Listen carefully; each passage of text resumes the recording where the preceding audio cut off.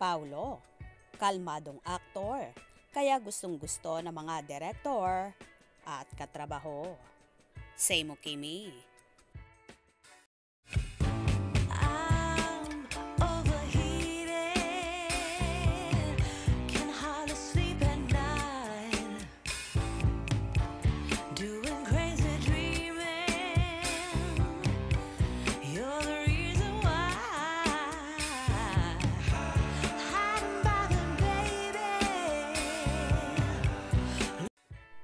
Sa naging interview nga sa multi-awarded actor at kapamilya star na si Paulo Avellino sa Tag 91.1.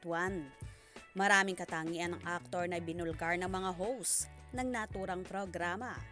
Ayon pa nga sa mga ito, napakahusay naman talaga daw ng aktor at ang bilis mag-switch ng karakter sa ginagampanang role. Kaya nga tinatawag nilang versatile actor si Paulo dahil hindi lahat ay nagagawa ng ibang artista ang ganito. In demand nga ang aktor at hindi nawawala ng trabaho, kung saan natanong pa si Paulo kung bakit nga ba tuloy-tuloy at walang patid ang proyekto nito. Ayon naman sa binata, siguro daw ay kokonti lang ang leading man sa kanyang henerasyon or sa kanilang age bracket. Pangalawa, siguro daw ay sinuwerte lang siya. At bukod dito, ay disiplinado daw talaga si Paulo pagdating sa trabaho. Kaya isa ito marahil sa dahilan kung bakit hindi siya nababakante. Nagkasunod-sunod kasi ang mga ginagawang proyekto ng aktor kagaya ng Linlang, then What's Wrong with Secretary Kim, at nagkaroon pa siya ng movie with Kylie Versosa, ang Elevator, kung saan showing na ito sa mga sinihan nationwide.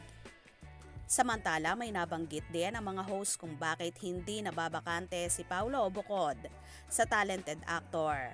Abay, isa raw si Paulo sa napakakalmadong aktor na kinabibiliban ng mga direktor at mga katrabaho. Frank and honest, siguro dahil kulang rin ng leading men sa ka-age namin siguro or sa age bracket namin. But another one, I would also maybe sunerte lang. But isa yung na-director, if I remember it correctly, Direct Jerry Sineneng, sa pagkaka-recall ko ha, correct me if I'm wrong, ikaw daw yung isa sa mga pinaka-warm na katrabaho din sa set.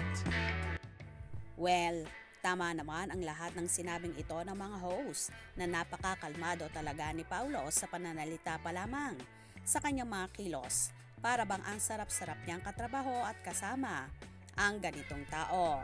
Kaya nga siguro pinapagpala dahil napakabuti at busilak din ang puso ng aktor at in fairness, wala pang kayabang-yabang sa katawan kahit malayo na ang narating ng binata at napaka down to earth pa. Kaya naman siguro na fall ang leading niya na si Kim Chiu dahil sa mga katangiang ito ni Paulo na ngayon nga ay hinihinala ng marami na nagkakamabutihan na ang Kim Pao na ayaw pa lamang umamin sa publiko. Kaya naman tumutok at huwag na huwag pahuhuli sa mga maiinit na kaganapan. Anong inyong magiging reaction sa bidyong ito? Comment below.